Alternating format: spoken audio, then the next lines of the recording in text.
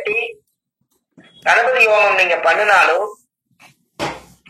புண்ணிய அர்ச்சனை பண்ணிட்டு போனாலும் சந்தோஷம்தான். அங்க இல்ல விஷயம். நல்லா தெரிஞ்சுங்க. நல்லா வாழ்ந்து பொழைச்சவங்க, பாவங்களே செய்யாதவங்க, புண்ணியத்தை மட்டுமே நிறைஞ்சு செஞ்சவங்க, ஊருக்கே சோறு போட்டவங்க, எத்தனையோ பேருக்கு ஆசீர்வாதம் பண்ணவங்க, இந்த மனசுல ஆத்மா சுத்தமா வாழ்ந்தவங்க, அதுல யாராவது ஒருத்தர் வந்து அந்த வீட்டுல பாதம் பட்டா புனிதமாகும். அதுக்கு பேருதான் புண்ணிய தானம் என்று பொருள். எப்படி? அருமை அருமைங்க. என்னங்கய்யா? ரொம்ப அருமை சார். புனிதமாகுங்கிறது. கோயில் கட்டி கும்பாபிஷேகம் பண்றீங்க, அன்னைக்கு எல்லா ஐயர்களும் வந்து பூஜை பண்ணிட்டு வெளியே போயிருவாங்க. எதுக்கு ஆதீனத்தை கூட்டிட்டு வர்றாங்க? ஆதீனம் என்பது நல்லா தெரிஞ்சுக்கங்க, யார் வந்து நான்வெஜ் சாப்பிடாம அந்த ஆத்மா சுத்தமா அந்த உடம்பு வச்சிருக்காங்களோ அவங்க கோயிலுக்குள்ள போய் பாதம் பட்டால் அந்த கோயில் புனிதமாகும். அப்ப மற்றவங்க எல்லாம் நான்வெஜ் சாப்பிடறதுனாலதான் இறப்பையில கர்ம வினை இருக்குது, கர்மம் இருக்குது. கறி என்பது சாப்பிட்டா இந்த வயிற்றுக்குள்ள சுடுகாடு தோஷம் இருக்குது. அதனாலதான் முன்னோர்கள் அந்த காலத்துல ஆதீனம் எதுக்கு பேர் வச்சாங்கன்னா, அந்த காலத்துல ஆதீனமா இருக்கிறவங்க அத்தனை பேரும் கறி சாப்பிட மாட்டாங்க, இந்த ஆத்மா சுத்தமா வச்சிருப்பாங்க. அதனாலதான் அவங்க கோயிலுக்குள்ள உள்ள நுழைஞ்ச உடனே அந்த இடம் புனிதமாகி, அந்த இடம் அந்த கோயிலை சுத்தி சாமி கும்பிட்டு வருவாங்க. அந்த சாமி கும்பிட்டு வரும் பொழுது அந்த கோயிலை சுத்தி எல்லா தெய்வத்தையும் போய் இவங்க பாதம் படும். இந்த பாதம் படும்போது அவங்களுடைய ஆத்மா புனிதமான ஆத்மாவா இருக்கிறதுனால அந்த கோயில் பூரா புனிதம் அடைஞ்சிரும். எல்லா தெய்வங்களுக்கும் சக்தி கிடைச்சிரும், பிரபஞ்சம் வாழ்த்திரும். அதனால அந்த ஆதீனத்தை கூட்டிட்டு வந்து புனிதமாக்குறது, கோயிலை புனிதமாக்குறதுக்கு காரணமே இந்த காலத்துல, ஆதி காலத்துல முன்னோர்கள் பரிகாரமா வச்சிருக்காங்க. எப்படி? என்னங்க ஐயா? ஐயா இப்ப புரியுதா?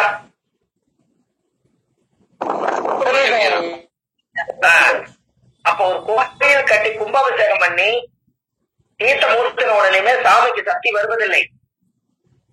அந்த கோயிலுக்குள்ள ஆதீனம் வந்து பாரம்பரியமா தெய்வத்தை சுமந்து நமச்சிவாயா என்று போற்றி சொல்லி, நாராயணா என்று போற்றி சொல்லி, மந்திரத்தை லட்சக்கணக்கா உருவேற்றி வச்சு அந்த உடம்பு மெருகேறி அந்த ஆத்மா சித்தர்கள் வடிவத்துல உருவாகி அவங்க செருப்பு போடாம, கழுத்துல எதுவுமே ஆடம்பரம் இல்லாம ஒரே ஒரு வேஷ்டியை கட்டிட்டு இந்த உலக மக்களுக்காக பிறப்பு வாங்கி ஆதீனம் என்று பட்டம் சுட்டுவங்க அத்தனை பேருமே அந்த கோயிலுக்குள்ள நுழைஞ்ச உடனே எல்லா தெய்வங்களுக்கும் புனிதம் கிடைச்சிடும். அதுக்கப்புறம் சக்தி கிடைச்சதுக்கு அப்புறம் மக்களுக்கு எல்லாம் பிரதிபலன் கிடைச்சிடும். இதுதான் புண்ணிய தானம் என்று பொருள்.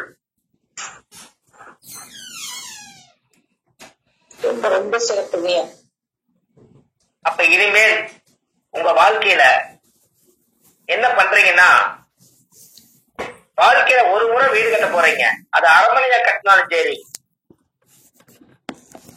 சிம்பிளா கட்டினாலும் பரவாயில்ல, உங்க மனசாட்சிக்கு திருப்தியா ஒரு நல்ல நான்வெஜ் சாப்பிடாம, கறிகள் சாப்பிடாம இந்த ஆத்மாவை சுத்தமா வச்சிருக்கிறவங்கள புண்ணிய அர்ச்சனைக்கு கூட்டிட்டு வந்து எல்லா வீட்டையும் சுத்தி பார்த்து அவங்க கையில ஒரு மஞ்சள் அரிசி வாங்கி அந்த வீட்டுல நீங்க ஒரு ஆசீர்வாத வீடு கட்டினவங்க புண்ணியர்ச்சனை பண்ணி மாலை கழுத்துமா வாங்குங்க. அந்த வீட்டுல தொட்டில் கட்டி குளம் சத்தம் கேட்டு 16 செல்வம் பெற்று பெருவாழ்வு வாழ்வாங்க. அந்த வீட்டுல தூரி கட்டி ஆடி, ஊஞ்சல் கட்டி ஆடி, குழந்தை சத்தத்தோட செல்வத்தோட பல பேருடைய சந்தோஷத்துல அத்தனை ஆயிரங்காலத்து பயிர அந்த வீடு வரும். இதுக்கு புண்ணிய அர்ச்சனைக்கு இனிமேல் டெண்டர்ல கோயிலுக்கு மட்டுமே புனிதமானவங்க வரணுங்கிறது இல்ல. நம்ம வீடு ஒரு கோயில் தான். அந்த கோயிலுக்கும் இனிமேல் புனிதமானவங்களை கூட்டிட்டு வந்து கஷ்டப்பட்டு வீடு கட்டுறவங்க ஆசீர்வாதம் வாங்குங்க. அந்த புண்ணிய அர்ச்சனையே உங்களுக்கு அர்ச்சனையா போயிடும். ரொம்ப சிறப்பா இருப்பீங்க ஐயா. கரெக்டா? கரெக்டுங்க, கரெக்டுங்க. ரொம்ப சிறப்புங்க. நன்றிங்க. ரொம்ப சிறப்பான ஒரு பரிகாரம் ஐயா, அற்புதம் ஐயா. இன்றைய வகுப்பு நம்ம இதோட நிறைவு செய்துக்கலாம் ஐயா. நிறைவு செஞ்சுக்கலாம் இல்லைங்க, நேரம் ஆயிடுச்சுங்க ஐயா. இந்த குழுவுல எல்லாரும் பொறுமையோடு அமைதியா இந்த கிளாஸ் ஐயா நம்ம ஈரோட்டுல மூந்தன் முரளி ஐயா மகரிஷி ஆராய்ச்சி மையத்துல இந்த இடத்துல எனக்கு ஒரு பெரிய வாய்ப்பு என்னன்னா, ஆன்லைன்ல மீட்டிங்ல ஜூம் மீட்டிங்ல எடுக்கிறது நிறைய பேர் எடுக்கிறாங்க. எனக்கு அந்த வாய்ப்பு இதுவரைக்கும் கிடைக்கல. ஐயா தான் என்னை பத்தி என்ன தெரிஞ்சு ஏதோ ஒரு வழியில நம்மளுக்கு அவர் எடுத்தா நல்லா இருக்குன்னு அவருக்கு தோணுச்சு. நானும் ஐயா எனக்கு தெரிஞ்சது ஏதோ என்னோட அனுபவத்துல பட்டது சொல்றேன், எடுத்து பார்ப்போம் அப்படின்னு. இன்னைக்கு 2வது கிளாஸ் வந்துருச்சு. இதுல குழுவுல எத்தனையோ பேர் முகத்தை பார்க்க முடியாதவங்க, யாரு என்னன்னே தெரியாம இப்படி ஜோசியம் சொல்லி பார்க்காமலே நம்ம ஜோதிடத்துகளை அறிஞ்சு என்னைக்காவது ஒரு நாள் நம்ம மேடையில உங்களை பார்க்கும் போது ஒரு பூரிப்பு இருக்கணும். அதுக்கு யாரும் பேர் சொல்லாம 6 மாசம் நீங்க இப்படியே தான் இருக்கணும். எப்படிங்க யாரும் 6 மாசம் அப்படியெல்லாம் இருக்கானே சார். இப்படியே அதனால என்ன சார் 6 மாசத்துக்கு அப்புறம் எல்லாருக்கும் வந்து ஐயாவை வந்து நம்ம உங்களெல்லாம் அறிமுகப்படுத்துவாங்க. அப்ப நீங்க எங்களுக்கு கிடைச்ச ஒரு பொக்கிஷம் இல்லையா? இந்த உலகத்துக்கு ஒரு நான் ஜோதிடரா இருந்து ஒரு 108 ஜோதிடர்கள் இந்த உலகத்துக்கு என்னுடைய கருத்தை தயார் பண்ணிட்டேன்னா, இந்த உலகத்துக்கு நான் விட்டுட்டு போகக்கூடிய சொத்தை நீங்க வாங்கிட்டீங்கல்ல, அது உங்க கையில கிடைக்க போகுது. அதுக்காக சொன்னேன். ரொம்ப சந்தோஷம் ஐயா. ரொம்ப சந்தோஷம். அதுதான் அதுல வந்து நம்ம மூந்தன் முரளி ஐயாவுடைய குடும்பம் இன்னும் இப்படி ஒரு பொது சேவைகளை எடுத்து அவர் துணிஞ்சு எல்லா விஷயமும் செய்யறது எனக்கு ரொம்ப மகிழ்ச்சியா இருக்குது. இன்னமும் அவருக்கு ஆத்துமாத்துமா நிறைய பரிகாரங்களை அவருடைய கிளாஸ்லயே நிறைய சொல்லணும்னு நான் ரொம்ப ஆசைப்பட்டிருக்கேன். நல்லபடியா நடக்கணும். இது 2வது வெள்ளிக்கிழமை எனக்கு அந்த எண்ணம் வந்துருது. காலையில எப்பவுமே வணக்கம் போட மாட்டேன், வெள்ளிக்கிழமைனா ஐயாவுக்கு ஒரு வணக்கம் போட்டேன். அப்ப இந்த கிளாஸ் தெரிஞ்சனே கொஞ்சம் லிங்க் அனுப்புனாரு. ஓ, அப்ப ஐயாவும் தயாராயிட்டாரு, நானும் தயாராயிட்டேன், நீங்களும் தயாராகி வந்துட்டீங்க. ஆமா, அது நீண்ட காலம் நல்லபடியா போகணும். இதுல எந்த ஒரு இதுவும் இல்ல. பாலாஜி என்ன பேச வர்றாரு? இருங்க பாலாஜி, மியூட்ல நான் கைப்பற்றுச்சு. வணக்கம் வணக்கம் ஐயா, ரொம்ப சந்தோஷம். வணக்கம் ஐயா. நன்றி, ரொம்ப சந்தோஷம். நன்றிங்க, எல்லாம் நிறைவாகட்டும். வாழ்க வளமுடன். நன்றிங்க. நன்றி ஐயா. அடுத்த வாரம் எல்லாம் சந்திக்கிறேன் ஐயா. நன்றி ஐயா. நன்றிங்க. நீங்க போயிட்டு வாங்க, உங்க வாழ்க்கை எப்படி இருக்குன்னு பாருங்க. காசி விஸ்வநாதர் கோயிலுக்கு மகாமகா கும்பகோணத்துல வந்து 9 நவகிரகம் தான் இருக்குதுன்னு அவங்களுக்கு தான் நல்ல மதிப்பு கொடுத்து போய் சாயம் போடுவாங்க. இந்த ரகசியம் யாருக்கும் தெரியாம போயிருச்சுங்களே.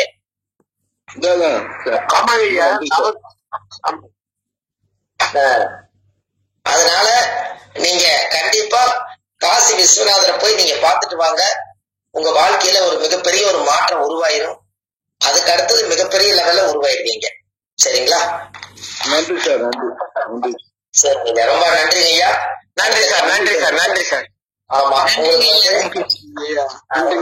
வணக்கம் ஐயா.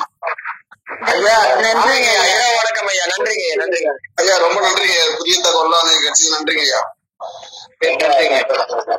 சரி, ரொம்ப நன்றிங்கம்மா. நல்லபடியா பாருங்க. அடுத்த வாரம் மீண்டும் உங்களை சந்திக்கிறேன். நன்றிமா, வணக்கம். நன்றிங்க ஐயா. நன்றிங்க ஐயா. அருமைங்க ஐயா. தேங்காய் பிரசன்னம் அப்படின்னு நீங்க வச்சுக்கீங்க. தேங்காய் பிரசனம் எப்படி இவர் பார்க்க போறாரு அப்படின்னு நினைப்பாங்க. அவங்க சக்தி உள்ளவங்களா இருந்தா நான்வெஜ் சாப்பிடாம குழந்தை பிறந்த வீடு, வயசு பத்து வீடு, இறந்த வீட்டுக்கெல்லாம் போகாம நீ நெய்ய நிரப்பி உன்ற குழந்தைங்க உண்மையா இருந்தா நீ வீட்டுல வச்சு கும்பிட்டு பாரு சொல்லி மஞ்சள் தேய்ச்சு பொட்டுக்கங்கரை வச்சு கொடுத்துட்டு வருங்க. 48 நாள் நீ எதுக்கும் போகாம வா. குலதெய்விக்கு டெய்லி தெய்வம் தாமி உன்ற தெய்வம் வீட்டுக்கு வந்து சொல்லுங்க. மறுபடியும் அந்த 48 நாள் கிளம்பிச்ச தேங்காய் கொண்டு வந்தாங்கன்னா நீங்களும் குளிச்சுட்டு சூரிய நமஸ்காரம் பண்ணி உங்களுக்கு தகுந்த மாதிரி அந்த தேங்காயை உடையுங்க. எப்படி உடைச்சாலும் பகவானுடைய அனுகிரகத்துலதான் உடையும். அது உடைச்ச உடனே அந்த நெய் வந்து அப்படி கெட்டியா புட்டு மாதிரி இருந்துச்சுன்னா அவங்க குலதெய்வத்தினுடைய புண்ணியத்தை சேர்த்திட்டாங்க. நீங்க தைரியமா சொல்லுங்க, குலதெய்வம் வீட்டுக்குள்ள வந்தாச்சுன்னே சொல்லிருங்க. அதுக்கு மேல அந்த பஞ்சபூதம் கண்டிப்பா கண்டிப்பாங்க ஐயா. இதுக்கு பேரு தேங்காய் பிரசனம் நீங்க வச்சுக்கீங்க, அவ்வளவுதான். தேங்காய் பிரசனம் பார்க்கப்படணும் போட்டு வச்சுக்கீங்க. தேங்காயில இவ்வளவு பெரிய ரகசியம் இருக்குதா? அந்த காலத்துல அந்த பால் பூஜை பண்ணி வாக்கரிசி போட்டு அந்த இருமுடி தூக்கி தலையில கட்டி வச்சு அவங்க திரும்பி வந்ததுக்கு அப்புறம் ஒரு பரா தட்டுல நெய், கல்கண்டு, சக்கரை, அபிஷேகம் எல்லாம் வாங்கிட்டு வந்து யாரெல்லாம் வந்து வழி அனுப்பிட்டாங்களோ அவங்களுக்கு எல்லாத்துக்குமே கொண்டுட்டு போய் எல்லாத்துக்கும் கொடுப்பாங்க வீடு வீட்டுக்கு. அப்ப அவங்களுக்கு சந்தோஷமா தான் இல்லைங்களா? கண்டிப்பா சந்தோஷம் வருங்கய்யா. அவ்வளவுதான். அப்போ உண்மையாலுமே அது ஒரு பெரிய சிறப்பு தான். அப்ப இந்த மாதிரி எல்லாம் இந்த காலத்துல கடன் தீரும்னா என்ன பரிகாரம் தெரியல? உண்மையான பரிகாரம்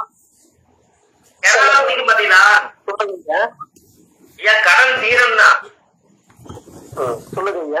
ஐயா, கடன் உண்மையான கடன் உங்களுக்கு பட்டியா கட்டிட்டு இருக்கிற கடன் தீரணும்னா கெரானம் பிடிக்கும் பாத்தீங்களா? சூரிய கெரானம் பிடிக்கும்ல?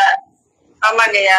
அந்த கெரானம் பிடிக்கிறது 1 மணி நேரத்துக்குள்ள கடைக்கார வீட்டுல போய் 10,000 ரூபாய், 50,000 ரூபாய், 1 லட்சம் ரூபாய் கடன் இருந்தாலும் ஒரு 1000 ரூபாய் கொண்டு போய் இந்தாங்க கடன்ல வச்சு கழிச்சுக்கன்னு சொல்லிருங்க.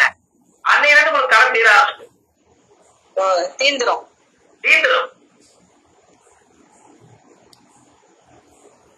சரிங்க. உங்களுக்கு புரியல? புரியுதுங்கய்யா, எனக்கு புரியுது. அதாவது நல்லா பாத்துங்க.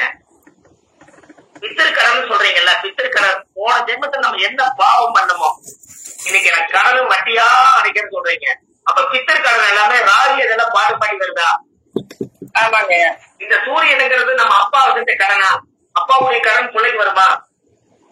வருங்கய்யா. இந்த பாம்பு சூரிய கிரகணத்தன்னைக்கு இந்த பாம்பு சூரியனை கப்பி குடிச்சுக்கும் பாருங்க. அந்த அன்னைக்கு பிரபஞ்சம் எதுவும் வேலை செய்யாது. அன்னைக்கு எதுவுமே வேலை செய்யாது. சூரியனோட பவர் இருக்காது. அப்ப போய் இந்த ஆத்மாகாரர்களுக்கு பலம் இல்லாதப்ப கொண்டுட்டு போய் கடன்காரருக்கு காசு கொடுத்துருங்க, நீங்க ஜெயிச்சிருந்தீங்கன்னு சொல்றேன். அந்த பித்தக்கடன் தொடராது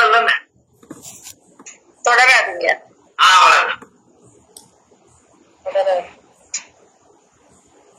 எப்படி பரிகாரம்? ரொம்ப சிறப்பான பரிகாரங்க. அருமைங்க ஐயா. அதெல்லாம் வந்து இந்த காலம் தணிக்கிறது இருந்தா கரடி பாருங்கன்னு சொல்லியிருக்கேன். யாருக்கெல்லாம் கடன் அதிகமா இருக்கும், சனியும் கேதுவும் அதிகமா யாருக்கெல்லாம் பாகை வந்து ரொம்ப அதிகமா இருக்கணும், ரொம்ப பக்கத்துல 3 டிகிரிக்குள்ள சனிக்கேது யாருக்கெல்லாம் இருக்குதோ அவங்களுக்கெல்லாம் கடன் பிரச்சனை அதிகம். அப்ப அந்த கடன் நம்ம நிவர்த்தி பண்ணணும்னா அவங்களுக்கு என்ன வழி? கரடி இவங்களை பார்க்கணும். கரடி பார்த்தா இவங்களை பார்க்கணும். அப்ப கரடி பார்த்தா அந்த யோகம் தானா வேலை செய்யும். எதுக்காக சொன்னாங்க? அந்த ஜாதகத்துல சனி என்பது ரோமத்திலேயே அதிகமான மிருகம் எது? கரடிங்க ஐயா. அது கேதுதான் தாடி தொங்குறது. அப்ப கரடி வந்து ஒரு காலத்துல கிராமத்துல வீட்டுக்கே வரும். வீட்டுக்கே வந்து குழந்தைகளுக்கு ஏது கட்டுவாங்க. அது வாயில ஓட்ட ஊதும். அந்த ஊதுற உடனே அது எந்த தோஷம் இருந்தாலும் அந்த குழந்தைக்கு நலங்கு, கண்டஸ்தி, ஓமளிப்பு எல்லாம் நிவர்த்தி ஆயிடும். அந்த காலத்துல கரடி ஊருக்குள்ளேயே வரும். அப்ப கரடி ஊருக்குள்ள வந்தோடனே கரடி எல்லா வீட்டையும் பார்த்துட்டு போகும். அந்த வீட்டுல அந்த ஊரே கடங்காரெல்லாம் இல்லாம தெளிவாயிருவாங்க. இன்னைக்கு கரடி இல்ல, ஜூல போய் அடைச்சு வச்சுட்டாங்க. அந்த காலத்துல இதெல்லாமே பரிகாரமா பண்ணிட்டு இருக்கிறாங்க பாருங்க. அது பரிகாரமா தெரிஞ்சு செய்வாங்களாங்க, தெரியாம செஞ்சதாங்க? எல்லாமே முன்னோர்கள் பரிகாரம் தாமா. எல்லாமே முன்னோர்களுடைய பரிகாரம் தான். அது ஒன்றும் மாறவே இல்லை. சரிங்க சரிங்க ஐயா. எல்லாம் அந்த காலத்துல அவர் எந்திரம் கட்டினாரு. ஒரு குழந்தைக்கு வந்து நலங்கு தோசை நீங்குதுன்னா அவர் எந்திரம் கட்டி அந்த கரடி வாயிலிருந்து ஊதி அந்த குழந்தை கட்டி விட்டா நல்லா போகுது. அப்ப அவர் ஏன் எந்திரம் கட்டுறாரு? அவர்கிட்ட இருக்கிற சக்தியிலே செய்யலாமே. அது ஏன் கரடி வாயில போடுறாருங்க? அது சரிங்க. அப்ப கரடி வாயில போட்டா அந்த தோசை நிவர்த்தியாரு. அதனாலதான் கரடி நடந்து போன மண் இருக்குது பாருங்க, அதை எடுத்து நீங்க வீட்டுல கட்டினீங்கன்னா கடன் தோசை நிவர்த்தி ஆயிடும்.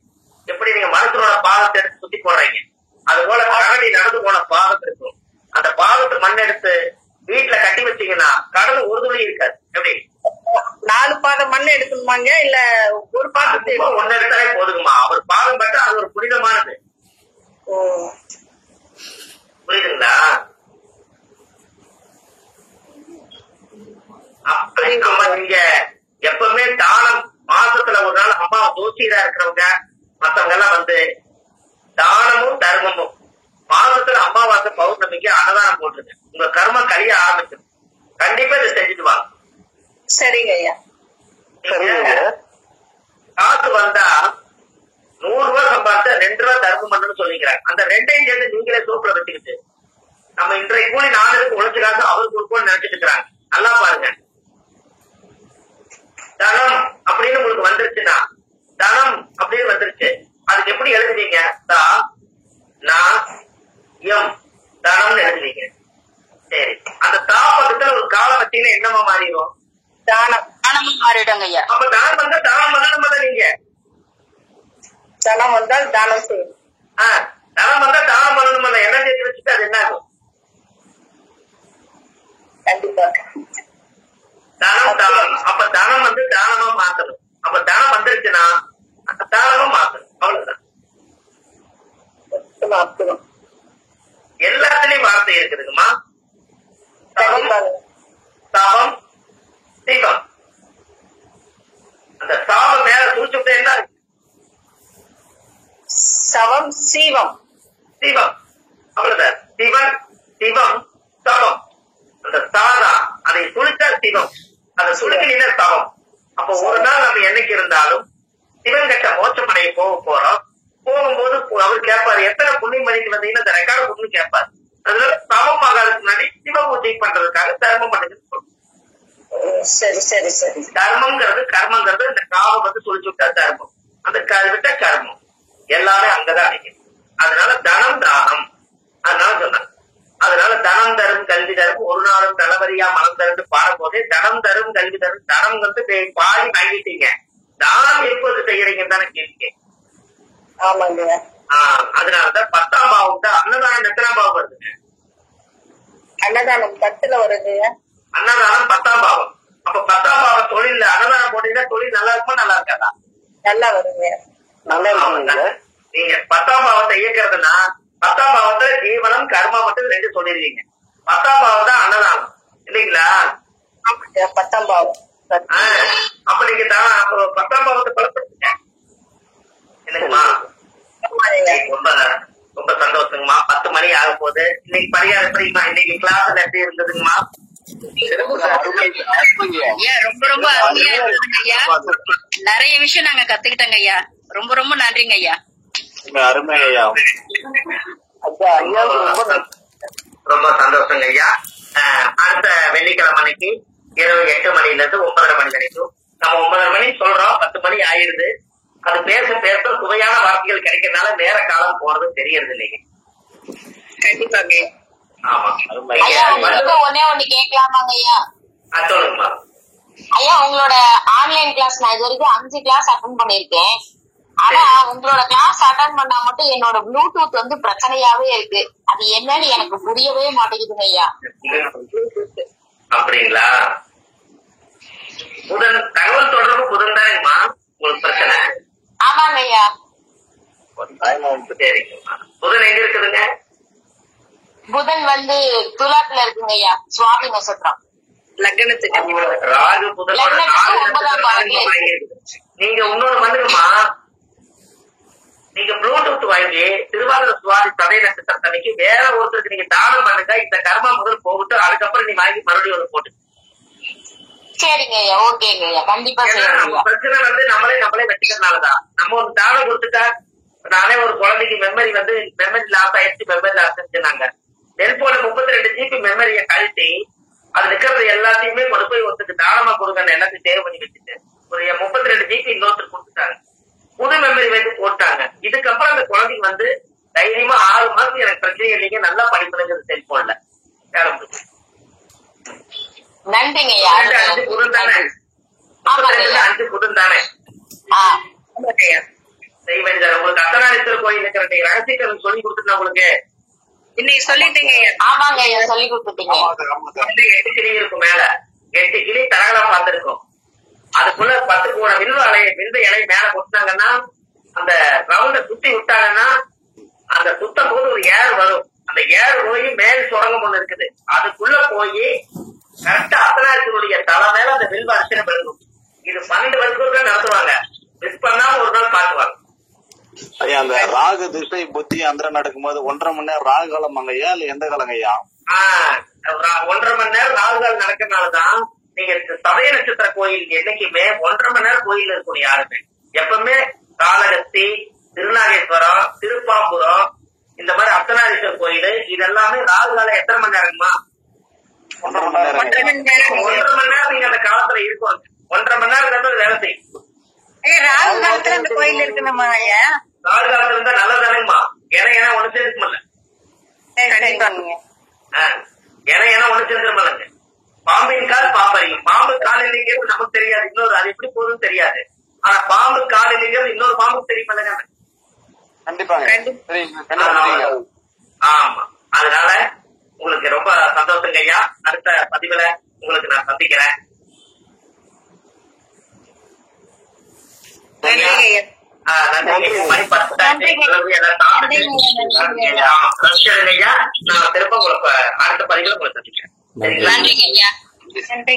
குப்பமேனி தாய அம்மிக்கல் மேல போடலாமா? அதுக்கு போடலாங்க, அதுக்கு போடலாம். அந்த நட்சத்திரக்காரர் தான் போடணுங்கிறது கிடையாது. சரிங்க ஐயா, அதுக்கு நீங்க போடுங்க. உங்களுக்கு வந்து அதுக்கு ஆயிரி நட்சத்திரத்துல பிறந்திருக்கிறவங்க குப்பமேனி தலையிலிருந்து ஒரு வேறு, அந்த வேறு தோண்டி வரும். அதை எடுத்து அந்த வேறு முறியாம ஃபுல்லா ஆழமா தோண்டி அழுகாம அதை எடுத்து அந்த வேற எல்லாத்தையும் சுருட்டி ஒரு சின்ன எந்திரத்துல போட்டு நீங்க இடுப்புல கட்டிட்டா ஆயிரி நட்சத்திரத்தினுடைய மூலிகை கூடவே உங்களோட வரும். உங்களுக்கு நல்லது நடக்கும்.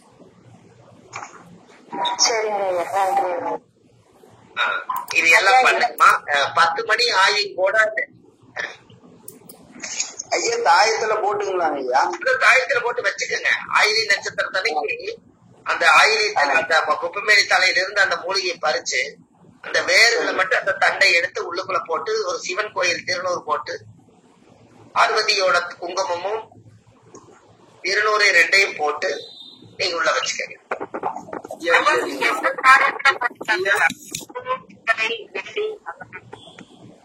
ஆமா, அது குடிக்கல தானே போடுறீங்க, அது எந்திரத்துல போட்டுக்கலாமே. இன்னைக்கு காலையில இருக்கிறவங்க எதுல வேணா போட்டுக்கலாங்க. வெள்ளிச்சத்து என்னங்கம்மா ஒரு 500 ரூபாய் வரும் வெள்ளிச்சத்து, அவ்வளவுதான். அதுக்குள்ள போட்டு குழந்தைகளுக்கு கூட கட்டி விடலாம். இன்னும் சொல்ல போனா அந்த ஆயிலி நட்சத்திரத்தன்னைக்கு அந்த மூலிகை போய் அவங்க சுத்திட்டு வந்து மற்ற தண்ணி ஊத்திட்டு வந்தா போறகாரி இன்னும் சிறப்பா இருக்கும். இன்னைக்கு தாங்க ஒரு 4 குப்பைமணி வேரோட பர்சன் இன்னைக்கு வீட்டுல வச்சுக்கிறீங்க, நிழல ஊத்தி காய வச்சுக்கிறீங்க. பாருங்க, இன்னைக்கு இந்த வச்சு நான் சொல்ல போறேன். இன்னைக்கு என்ன நட்சத்திரங்க ஐயா?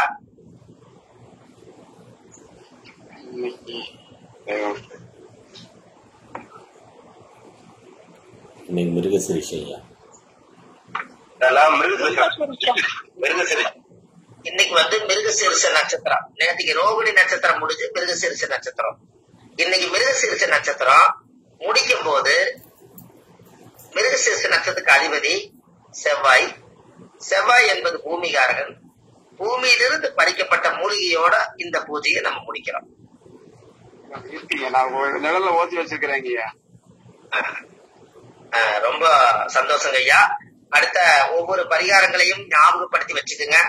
நீங்க வச்சுக்கிற வீடியோவெல்லாம் ரெக்கார்டெல்லாம் பத்திரமா வச்சுக்கோங்க. ஒவ்வொரு தடவையும் போட்டு போட்டு கேளுங்க. இந்த சுவையான வார்த்தைகளை எல்லாம் ரொம்ப சேகரிச்சு வைங்க. ஒரு நாள் நானே உங்ககிட்ட கேட்க வேண்டியது வரும், ஏதாவது மிஸ் ஆயிட்டா. இத்தனையும் மக்களுக்கு போய் சேர வேண்டிய சொத்து அது. ஜோதிடம் மக்களுக்கு போய் கரெக்டா கொண்டு போய் சேர்த்துடலாம். கேட்கறாங்க ஐயா, எடுத்து போட்டுன்னு அதான் உங்களுக்கு கேட்கறோம் ஐயா. டெய்லி கேட்டுறீங்க ஐயா. இந்த ஆயுத நட்சத்திரக்காரங்க மட்டும்தான் அந்த தாயத்தை போடணுமா ஐயா? அவங்களுக்கு தான் அது பொருந்துங்க, மத்தவங்க அதை எடுத்துக்க முடியாது. வேணா ஒருத்தர் வேற ஆயுத வந்து தாராபலன் அடிப்படையில நல்ல நட்சத்திரக்காரங்க ஒருத்தர் போடலாங்க. காசு வர்றவங்க யாரு போடலாம்னா பூச நட்சத்திரக்காரர் போட்டா காசு வரும். ரெண்டாவது நட்சத்திரம் ஆயிலியமா வருதல்லங்கம்மா? ஆமாங்க ஐயா. அப்ப ரெண்டாம் தாரை இயக்குறீங்கல்ல ஆயிலியம், ஆயிலியம் குப்பமேனி தலை தானே? ஆமாங்க ஐயா. பூச நட்சத்திரக்காரர்களுக்கு ஆயிலி நட்சத்திரம் வந்து உங்களுக்கு காசு வரும் அல்லவா? குப்பமேனி தலையை வீட்டுல வளர்த்துட்டா வளர்த்த சொல்லுங்க, அவங்களும் ஒரு அமௌண்ட் சம்பாரிச்சு மக்களுக்கு ஏதோ ஒரு அன்னதானம் பண்ணிட்டு. ஐயா ஐயா, அந்த காலத்துல வந்து இப்போ வந்து சில பேர் வந்து அம்மிக்கல்லு ஆட்டுக்கல்லுக்கெல்லாம் வெள்ளிக்கிழமை எல்லாம் வந்து குங்கும மஞ்சள் வச்சு வழிபடுவாங்க. அப்போ ஆயிலக்காரங்க மட்டும்தான் செய்யணுமா, இல்ல அதே மாதிரி எல்லாருமே செய்யலாமாங்க ஐயா? அம்மா நீங்க எல்லாருமே செய்யணும். கார்த்திகை விளக்கு வைக்கும் போது அம்மிக்கு ஒரு கல்லு வச்சாங்களா இல்லையா அந்த காலத்துல? ஆமாங்க ஐயா. அம்மிக்கு ஒரு விளக்கு வச்சாங்களா இல்லைங்களா? ஆமாங்க ஐயா. அது ஏன் அந்த காலத்துல வச்சாங்க? ஆட்டுக்கல் கொண்டு வைப்பாங்க, அம்மிக்கல் கொண்டு வைப்பாங்க. ஏன் அப்படின்னா நோய் இல்லாம வாழ்றதுக்கு. எத்தனையோ மூலிகைகள் எல்லாம் போட்டு ஆட்டுன்னு ஆட்டி அரைச்சு கொடுத்த வயிற்றுக்கு அந்த ஆட்டுக்கல்லு வந்து நம்ம வயிற்ற காப்பாத்துறதே அந்த ஆட்டுக்கல்லு அம்மிக்கல்லு தான். கரெக்டுங்களா? ஆமாங்க ஐயா. அவங்களுக்கு ஒரு நன்றி சொல்றதுக்காகத்தான் கார்த்திகை ஜோதி அன்னைக்கு ஆட்டாங்களுக்கு ஒரு விளக்கும் அம்மிக்கலுக்கு ஒரு விளக்கும் அந்த காலத்துல முன்னோர்கள் அதை வைப்பாங்க. அப்போ அதுலயும் பாருங்க, ஆட்டுக்கல்லுல வந்து குழவி மேல சுத்துது, ஆட்டுக்கல்லு வந்து பலமா உட்கார்ந்துருக்குது. அதுல இடது கையில தான் முதல்ல ஆட்டுவாங்க, வலது கையில ஆட்ட மாட்டாங்க. கரெக்டுங்களா? ஆமாங்க ஐயா. ஆமாங்க ஐயா. தள்ளி விடுவாங்க, ஒரு கையில ஆட்டுவாங்க. கரெக்டுங்களா? கரெக்டுங்க ஐயா. அப்ப இந்த இடத்துல எல்லா நவதானியத்தையும் அரைச்சிருச்சு, இரும்பு மட்டும் அரைக்கல. அதான உங்களுக்கு ஒரு கேள்வி? ஆமாங்க ஐயா. அதுக்கு ஒரு ஐடியா வேணும்ல. இரும்பு மட்டும் அரைக்கல, எல்லாத்தையும் அரைச்சிருச்சு ஆட்டுக்கல்லு அம்மிக்கல்லு. ஆனா இரும்பை மட்டும் அரைக்கல. அப்ப 8 கிரகம் தான் வேலை செய்யுது, ஒரு கிரகம் வேலை செய்யல நீங்க நினைச்சிட்டு இருந்தீங்க. அது வந்து உங்களுக்கு இரும்பு மட்டும் அரைக்கல, ஆனா இரும்பு அரைக்குதாங்கிறது உங்களுக்கு தெரியணும் இல்லையா? அதாவது கல்லு நல்லா தேஞ்சு போச்சுன்னா, கல்லு கொத்துறது வந்து கல்லு கொத்துறவங்க ஊருக்குள்ள வருவாங்க, கல்லு கொத்துறதோ கல்லு கத்து அப்படின்னு வருவாங்க. அவங்க சுத்திலும் வச்சிருப்பாரு, அந்த இரும்பு எடுத்து போய் அந்த கல்லு கொத்திட்டு போவாரு. அப்ப இரும்பு பட்டுதா? அப்ப 9 கிரகம் வேலை செய்தா? ஆமாங்க ஐயா. இப்ப சந்தேகம் தீர்த்துரும்.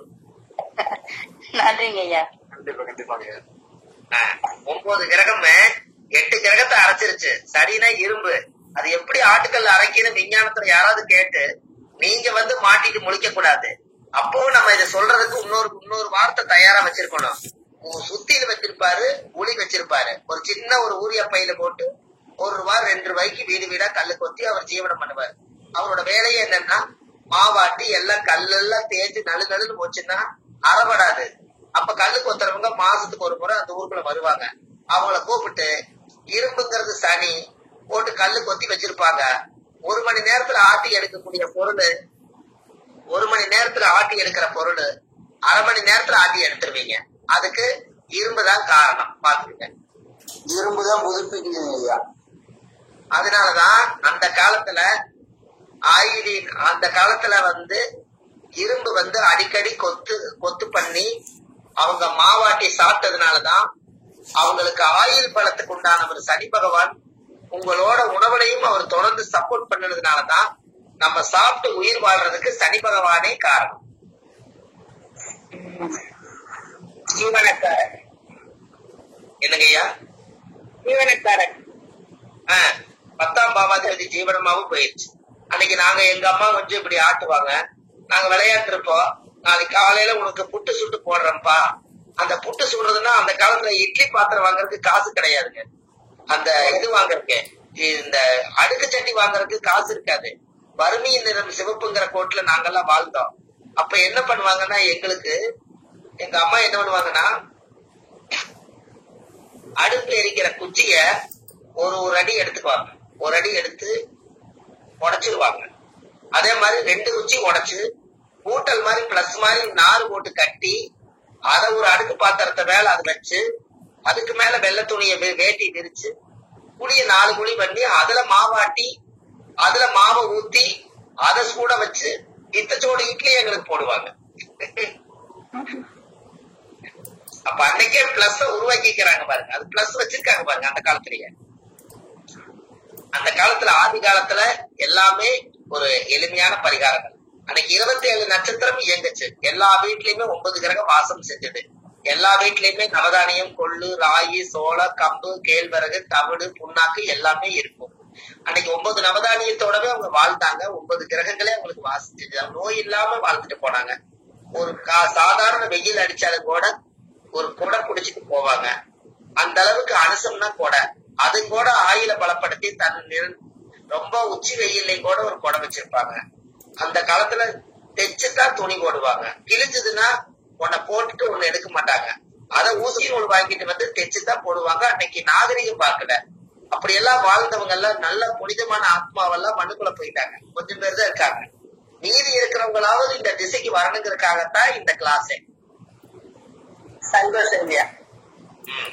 பாருங்க, நம்மளால முடிஞ்சது ஏதாவது ஒண்ணு செய்யணும். கரெக்டுங்களா? கண்டிப்பாங்க செய்வீங்க. கண்டிப்பாங்க. ரொம்ப சந்தோஷமா. 9 மணி 9:30க்கு ஆரம்பிக்கிறது 1 மணி நேரம் 10:30 ஆயிருச்சுங்கம்மா. நீங்க எல்லாம் வந்து உங்களுக்கு எல்லாம் பசிக்கும். இன்னும் நீங்க சாப்பிடாம இருக்கிறீங்க. நான் வேற உங்களுக்கு ஜோசி சொல்லிட்டே இருக்கிறேன். ஐயா உங்களுக்கு தான் 1.5